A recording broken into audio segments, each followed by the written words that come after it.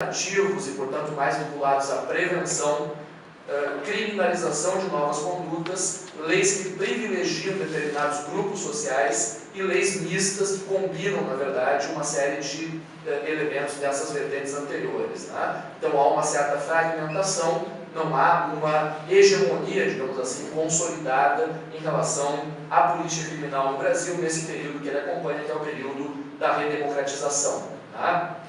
Eu diria que o trabalho do Marcelo é um trabalho importante, é o trabalho talvez mais importante desse debate de política criminal contemporânea no Brasil, mas essa discussão sobre a tipologia que ele construiu, ela poderia ser talvez aperfeiçoada, aprofundada. Eu acho que é o ponto de partida para que a gente possa avançar no sentido de fazer essa classificação, essa categorização da legislação brasileira, para tentar entender, afinal de contas, quais são as ideias que estão por trás dessas reformas legais. De qualquer maneira, né, nós temos então uma discussão que é essa do plano normativo e nós temos uma outra discussão que é da política criminal em ação. Afinal de contas, o que está mudando em relação à punição no Brasil? Né? E para isso, então, a primeira coisa que nós temos que analisar é a nossa taxa de encarceramento. Né? Há uma autonomia entre essas duas coisas. Né? Uma coisa são reformas legais, outra coisa é como essas leis são implementadas na prática. Né? Em que medida elas podem gerar maior ou menor taxa de encarceramento.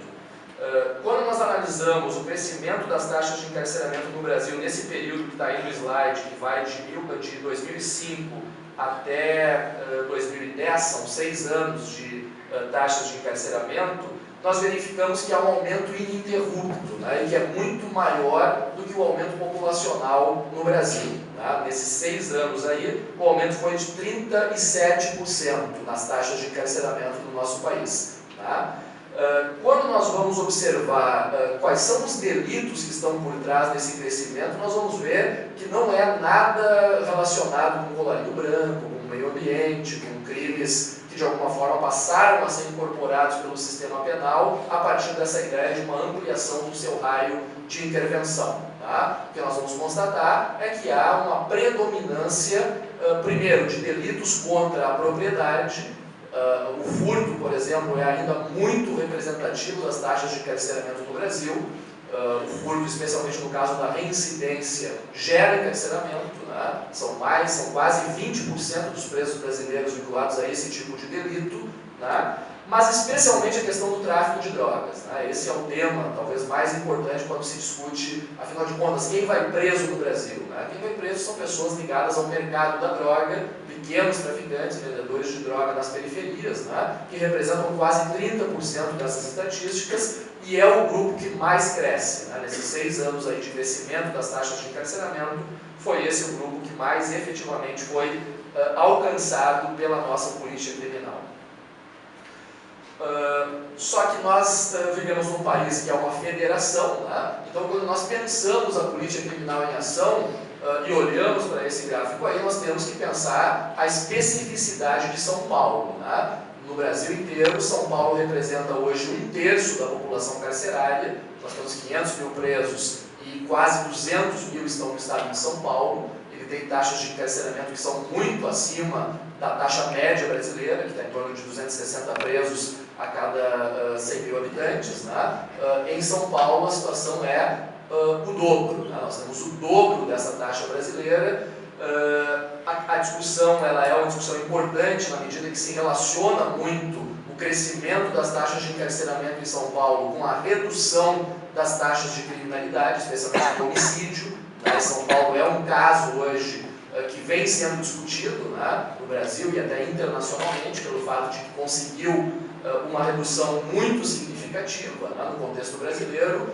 São Paulo é que tem conseguido puxar as taxas de homicídio para baixo, enquanto que outras regiões do país, a Sul, a Nordeste, a Norte, tem havido um crescimento, a região Sudeste tem um decréscimo das taxas de homicídio, né, e São Paulo é o carro-chefe desse decréscimo. E alguns pesquisadores vão relacionar então essas duas variáveis, taxa de encarceramento e taxa de homicídio, né?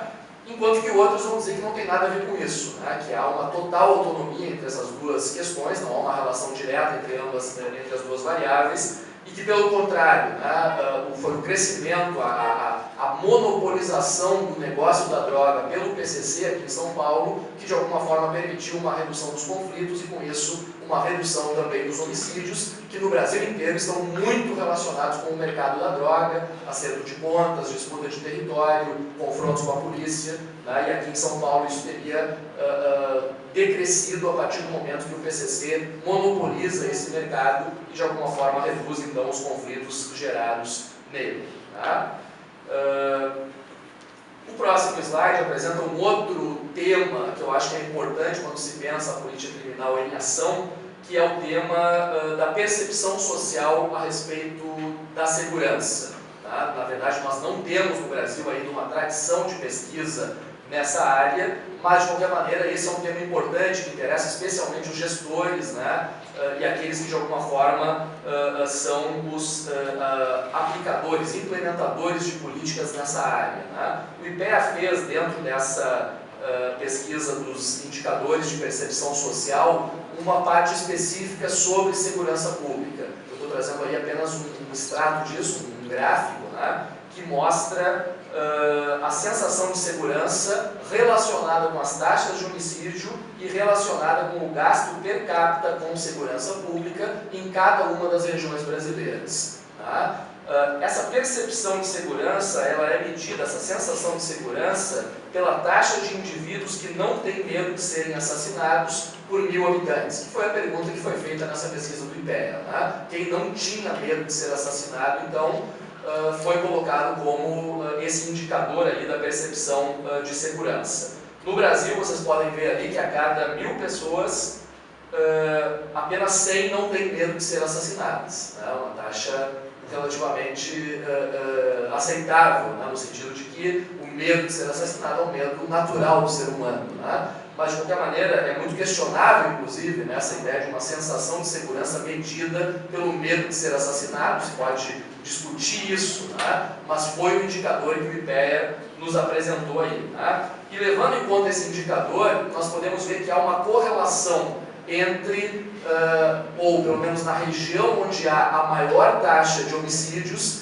e onde há o menor investimento em segurança pública, é a região onde há o maior medo de ser assassinado, que é a região Nordeste hoje, que está colocada ali, a terceira coluna, né? Onde há, junto com a região Norte, são as duas regiões hoje que têm as maiores taxas de homicídio no Brasil, numa inversão que aconteceu nesse último período, né?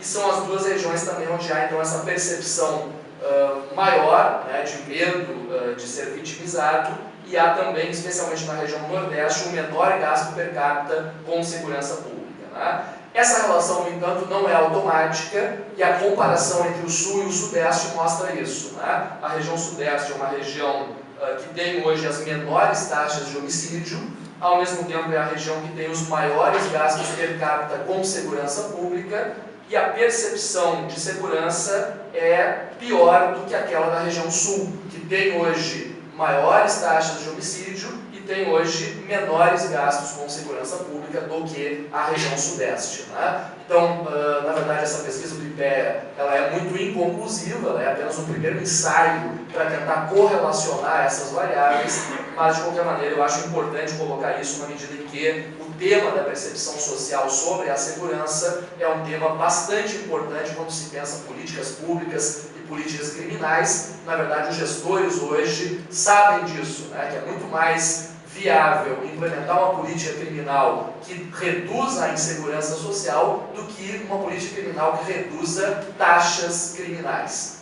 Tá? E isso muitas vezes é o que orienta as políticas públicas, né? E se pode questionar inclusive essa orientação, mas de qualquer maneira ela é um dado da nossa realidade. E agora eu passo para a última etapa da minha apresentação, que é onde eu vou procurar apresentar alguns elementos teóricos para que a gente possa discutir essas questões que eu coloquei anteriormente, né? Possa discutir os modelos e também a prática dessas políticas criminais. Né? Bom, a primeira questão é essa, que coloca, né, a contribuição do David Garland enquanto uma contribuição seminal no debate criminológico contemporâneo, o tema da política criminal como um artefato cultural. Né? Especialmente nessa obra, Punishment and Modern Society, onde ele vai discutir que os padrões culturais estruturam a maneira como pensamos, incentivamos o crime e a